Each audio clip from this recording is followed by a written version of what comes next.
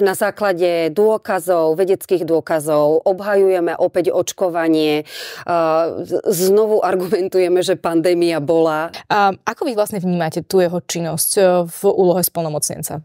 Som sa minule zamyslela nad tým, keď hovoril o tom, ako prestupujú nanopartikuly cez fenestrácie do endokrinného systému. Čo my tomu rozumeli? Ja som si to, normálne ja som si napísala tú vetu a hovorím, rozumiem každému slovu. Rozumiem fenestrácia, rozumiem nanopartikula, rozumiem endokrinný systém, ale že čo tým chcel povedať, podľa mňa, že tá veta nedávala zmysel. Tak tá flexibilita a tá rýchlosť, ktorú Európa ukázala pri schvaľovaní vakcín, z môjho pohľadu je to na medailu. Sa tie výsledky dávali priebežne a posudzovalo sa priebežne, ale určite nie na úkor bezpečnosti ani účinnosti. To nie. Nie.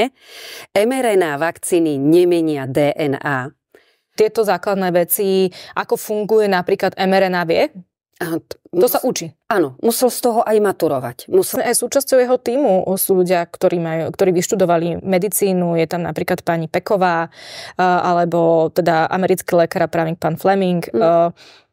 Ako vy vnímate ten jeho tím, ktorý si vybral? No, je to konšpiračný tím. No, je to tím, ktorý hovorí polopravdy, ale očkovacia látka v žiadnom prípade sa nemôže dostať transfúziou krvi darcovi. Ste zaočkovaná proti covidu? Áno, a bola som 3-krát, niekoľkokrát som ho mala. Som zaočkovaná proti nielen povinné, ale aj rôzne nepovinné očkovania mám. A 3-krát, niekoľkokrát som ho mala. 3-krát, niekoľkokrát som ho mala. 3-krát, niekoľkokrát som ho mala.